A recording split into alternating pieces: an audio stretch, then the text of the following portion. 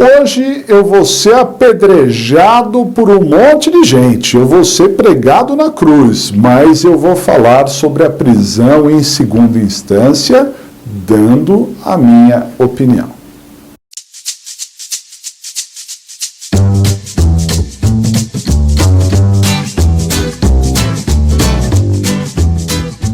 Olá pessoal, tudo bem com vocês? É uma grande satisfação ter você aqui no nosso canal. Você está no canal do Rodrigo Capobianco, em que nós tratamos de direito penal, processo penal, legislação penal especial e prática da advocacia criminal. Você é muito bem-vindo aqui e os seus comentários também são muito bem-vindos. Inclusive, num tema polêmico como esse que eu vou colocar aqui, pode ter seu comentário, não tem problema. Quer apedrejar? Pode apedrejar. Fica à vontade, né? É que no âmbito jurídico nós temos enormes discussões, né? E essa questão da prisão em segunda instância é uma questão que acaba envolvendo muitos outros fatores que não os jurídicos, né? Há fatores sociais, há fatores políticos que acabam sendo envolvidos e isso acaba fazendo com que as paixões das pessoas acabam tomando conta de algumas questões. Então, muitos me pediram, muitas pessoas que participam aqui do nosso canal pediram, professor, fala sobre a prisão em segunda instância, e mesmo sendo um assunto que já foi decidido pelo STF aí, eu gostaria de tecer algumas informações sobre esse assunto. Muito bem, quando se fala de prisão em segunda instância, nós estamos falando de uma decisão muito polêmica do STF. Por quê? Porque o STF tinha um posicionamento, mudou esse posicionamento, aí teve um novo julgamento, ele manteve o posicionamento, aí teve outro julgamento, ele mudou o posicionamento. Essa instabilidade do STF acaba gerando uma instabilidade social também, né? Qual é o panorama atual sobre o assunto? É que não podemos ter a prisão em segunda instância, que a prisão é após o trânsito em julgado da sentença condenatória com base no princípio da presunção de inocência. Senhores, vamos analisar tecnicamente isso, né? Em muitos países do mundo, para não dizer a maioria dos países, a prisão ela se dá ou em primeira instância ou em segunda instância. Ponto. Uma pessoa condenada, ele vai cumprir a pena imediatamente e os recursos às vezes não têm efeito suspensivo, ou quando é julgado numa segunda instância, para por ali, não é? E eventuais outras instâncias extraordinárias, não é? Não impediriam a prisão, não impediriam a prisão do sujeito que ainda continua recorrendo. Perfeito? Também devemos destacar que o nosso recurso especial extraordinário, que leva os julgamentos para Brasília, para o STF, para o STJ, eles, primeiro, não tratam por questões de fato, e, segundo, o próprio procedimento desses recursos impõe que, quando você entra com recurso especial extraordinário, não tem efeito suspensivo. Então, quer dizer, a decisão em segunda instância deve valer de plano, de início, né, independente desses outros recursos, né?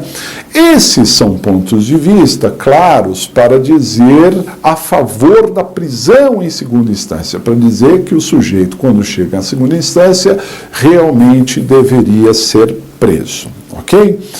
Mas, por outro lado, e aqui eu vou dar a minha opinião, né, que é, como vocês sabem muito bem, apartidária, não estou defendendo bandido, não estou defendendo político, não estou defendendo nada, estou tentando ser o máximo isento aqui para tratar desse assunto para vocês, nós temos um princípio constitucional, que é o princípio da presunção de inocência, em que uma pessoa só pode ser considerada culpada após o trânsito em julgado da sentença condenatória.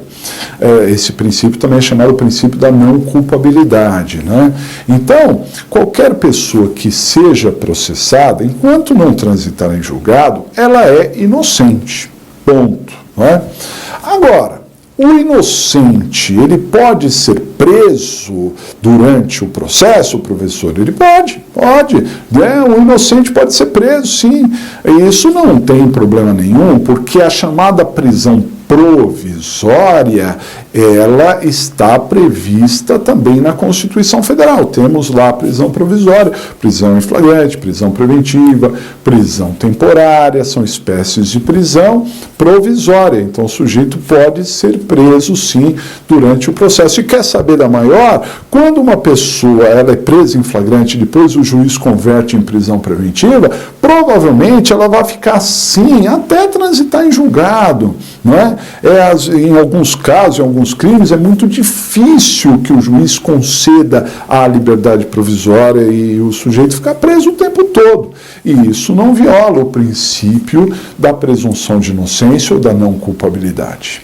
Ao meu ver, o grande problema, e talvez o cerne dessa questão da prisão em segunda instância, é que a pessoa pode ser presa, sim, em segunda instância, desde que tenha motivos para tal.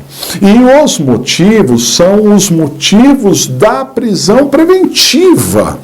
Então veja, se chegar na segunda instância, tiver uma decisão do tribunal e o tribunal perceber que é necessária a prisão do réu por algum dos motivos da prisão preventiva, seja ela a garantia da ordem pública ou econômica, seja ela a conveniência da instrução, não, porque já terminou a instrução, mas para assegurar a aplicação da lei penal, dependendo da situação, o tribunal deve mandar prender.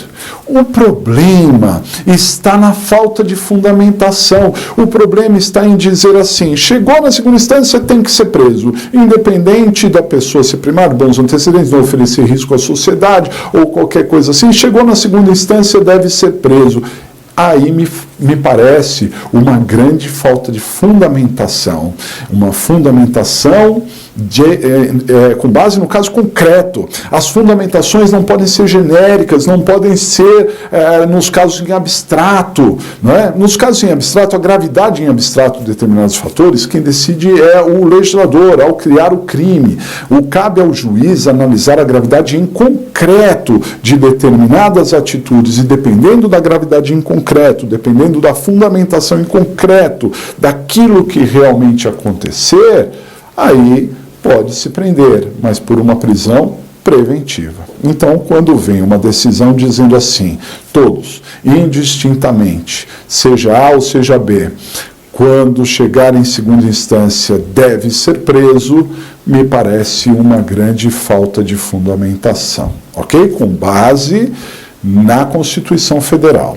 O professor Luiz Flávio Gomes, nosso amigo, não é, que na pós lá do Legale, após que nós participamos, coordenamos lá do Legale, sempre está presente, sempre quando pode está presente, já exarou a sua opinião sobre isso para todos nós, no sentido de que o grande problema talvez seja a definição do que é trânsito em julgado, né? Porque como você tem ali já um encerramento da discussão sobre assuntos de fato, poderia eventualmente se dizer que trânsito em julgado aquela parte da decisão, o que já possibilitaria um processamento imediato da sentença condenatória, né? Então, até o professor Luiz Flávio Gomes, que é deputado federal por São Paulo, iria propor ali um projeto de lei para uma definição mais clara do que seria o trânsito em julgado, para adaptar,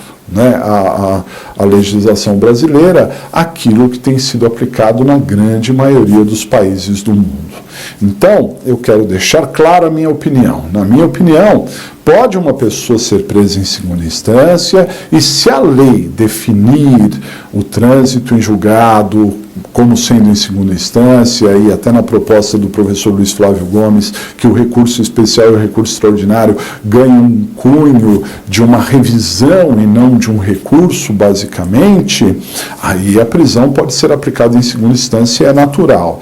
Mas, da forma com que ela estava sendo aplicada, apenas por ter chegado à segunda instância, decidir pela prisão, sem outro tipo de fundamento, na minha visão, esse posicionamento era errado e a decisão do STF, a última decisão, foi uma decisão correta.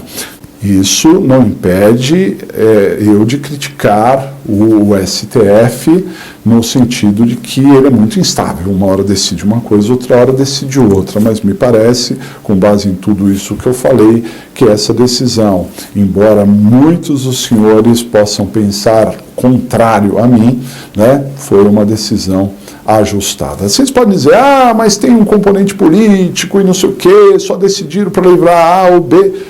Veja, não estou entrando nessa seara, não estou discutindo se isso aconteceu ou não, porque esses bastidores políticos fogem ao nosso controle, né? Eu estou falando simplesmente de uma questão técnica. Legal? Muito bem, senhores. Para vocês que ficaram conosco até aqui, o final do vídeo, agradeço por terem ficado e peço para se inscrever no canal, acionar o sininho para receber novas notificações e deixar o seu like, que ajuda a informar os algoritmos do YouTube que o conteúdo que nós estamos trazendo aqui no canal é relevante e acaba chegando a mais pessoas. Um grande abraço para todos vocês, até a próxima!